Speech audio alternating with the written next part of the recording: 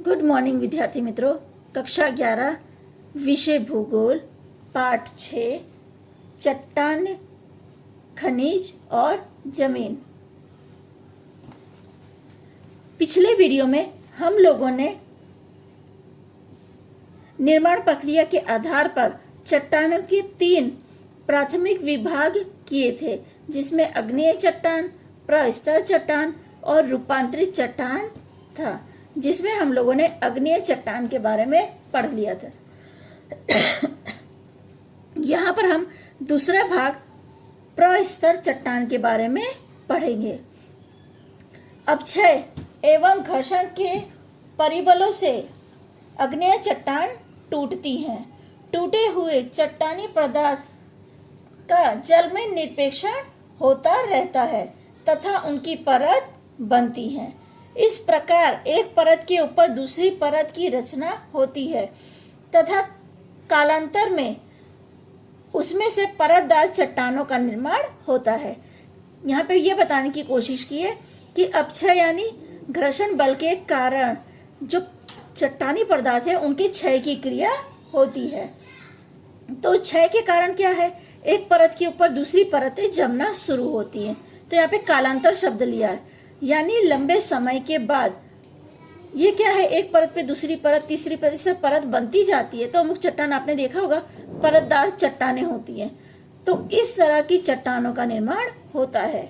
जब जल में निरपेक्षण क्रिया के पश्चात इस चट्टान की रचना होती है, इसलिए इसे निरपेक्षकृत चट्टान भी कहते हैं। प्रस्तर चट्टान की रचना में कई रासायनिक द्रव्य एवं सनेन्द्रिय पदार्थ देखने को मिलते हैं। इन पदार्थों के अनुसार प्रस्तर चट्टानों के निम्नलिखित उपविभाग किए गए हैं। यहाँ पे प्रस्तर के 3 विभाग हैं। मैं आपको किताब में बताती हूँ। ये प्रस्तर चट्टान है, जिसमें पहला है चट्टानी पदार्थ निर्मित, दूसरा है रासायनिक पदार्थ निर्मित और तीसरा है सनेन्द्रिय पदार्थ निर्मित। इस तरह प्रस्तर चट्टान के 3 विभाग हैं। इसके बाद चट्टानी पदार्थ निर्मित के भी 3 भाग किए गए हैं। पहला है रेती के, दूसरा है मिट्टी के और तीसरा है कंग्लोमरेट। रासायनिक पदार्थ निर्मित के उपविभाग नहीं है। और सेंद्रिय पदार्थ निर्मित के 2 विभाग है, चूना युक्त और दूसरा है कार्बन युक्त। इस तरह इसके भाग किए गए हैं। सबसे पहले हम लोग चट्टानी पदार्थ निर्मित को पढ़ेंगे। अपक्षय की प्रक्रिया से चट्टानें टूटती हैं। इन चट्टानों के पदार्थों को नदी, हिम नदी एवं पवन जैसी गतिशील परिबल अन्य जगह पर ले जाते हैं। आपने नदी का बहाव देखा है। नदी के बहाव से क्या है, जो अंदर की सामग्री होती, जो पानी में मिली है, वो सामग्री एक जगह से दूसरी जगह पर जाती है। अब देखो, पानी अगर गंदा होगा तो अपने साथ वो मट्टी एक जगह से दूसरी जगह पर ले जाएगा, या पानी के साथ पत्थर एक जगह से दूसरी जगह पर चले जाते हैं, यानी गति करते हैं। गतिशील बलों का वेग कम होने पर स्थलांतरित पदार्थ अलग अलग स्थानों पर बिछ जाते हैं, यानी जैसे ही कमी होती है वेग में, वो उस जगह पर बिछ जाते हैं। आपने देखा है, अब पानी को तेजी से बहते देखो तो वो पानी गंदा होगा, पर जहां पर पानी शांत हो जाएगा वहां आपको साफ पानी दिखाई देगा। किस वजह से? क्योंकि क्या है, वेग होने पे जो अंदर पदार्थ मिले हैं वो वहां पे बिछ जाते हैं। समय बीतने पर चट्टानी पदार्थों के परत की रचना होती है, जिसे चट्टानी पदार्थ निर्मित चट्टानें कहते हैं। बालू की चट्टान, मिट्टी की चट्टान और कांग्लोमरेट इसके उदाहरण हैं। ये हमने 3 उपविभाग के बारे में पढ़ा था। दूसरा है रासायनिक पदार्थ निर्मित। चट्टानी टुकड़ों में कुछ रासायनिक द्रव्य भी मिले होते हैं जो बहते हुए पानी में घुल जाते हैं। पानी का वेग कम होने पर उसमें घुले हुए रासायनिक पदार्थों के निक्षेपण द्वारा जिन चट्टानों का निर्माण होता है उसे रासायनिक पदार्थ निर्मित प्रस्तर चट्टानें कहते हैं।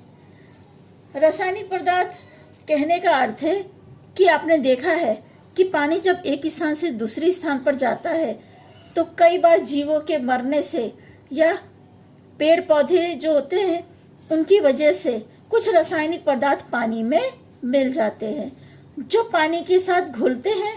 पानी का वेग कम होने पर घुले हुए रासायनिक पदार्थों के निरपेक्ष द्वारा जिन चट्टानों का निर्माण होता है उसे हम लोग रासायनिक पदार्थ निर्मित प्रस्तरीय चट्टान कहते हैं, जिसका उदाहरण है जिप्सम और नमक की चट्टान इसके उदाहरण है।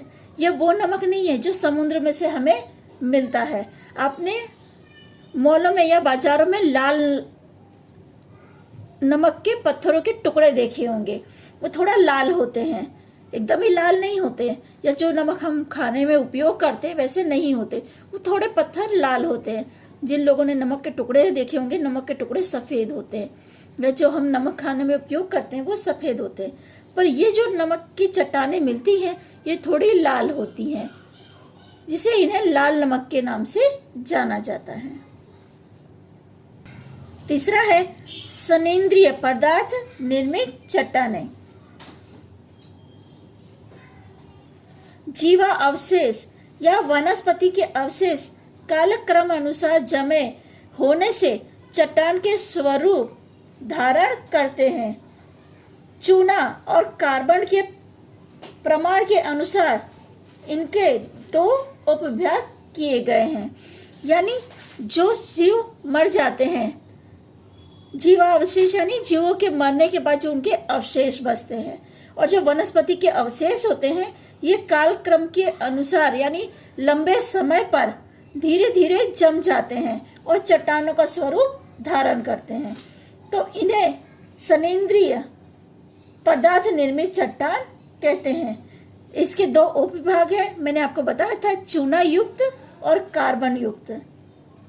चूना युक्त चट्टानों के टूटने से उन्हें नदियों द्वारा घोल के रूप में समुद्र में गिराया जाता है। इन चूना युक्त द्रव्यों का उपयोग प्रवाल जैसे सूक्ष्म जीव अपने भोजन में करते हैं। इन जलीय जीवों के अवशेष के निक्षेपण से जो चट्टानीय स्तर की रचना होती है उसे चूना युक्त चट्टान कहते हैं। यानी पानी के अंदर जो भी चट्टानें घुली होती हैं, ये छोटे छोटे जीव उन्हें भोजन के रूप में उपयोग करते हैं। पानी के अंदर जो छोटे जीव हम देखते हैं वो जीव उन्हें भोजन के रूप में उपयोग करते हैं। इन जल जीव के अवशेषों के निरपेक्षण से जो चट्टानी स्तर की रचना होती है इसे चूना युक्त चट्टान कहते हैं। और वनस्पति के अवशेष दब जाने के बाद एवं आंतरिक गर्मी से के संयुक्त प्रभाव से जिन चट्टानों का निर्माण होता है उसे कार्बन युक्त चट्टान कहते हैं। खनिज कोयला इसका उत्तम उदाहरण है।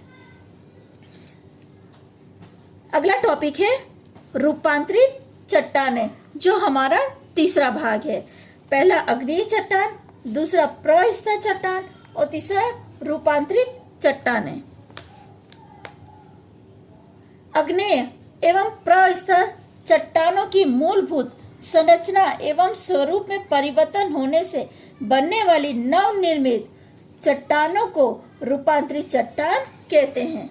कहने का अर्थ है अग्नेय यानी जो हमने पहले दोनों चट्टानें पढ़ ली, अग्नेय और प्रस्तर चट्टानों की मूलभूत संरचना एवं स्वरूप में जो भी परिवर्तन आता है उसे जो नया निर्मित होता है, नवनिर्मित यानी नया निर्माण काम होने की क्रिया को नवनिर्मित चट्टान के रूप में या रूपांतरित चट्टान के रूप में हम जानते हैं।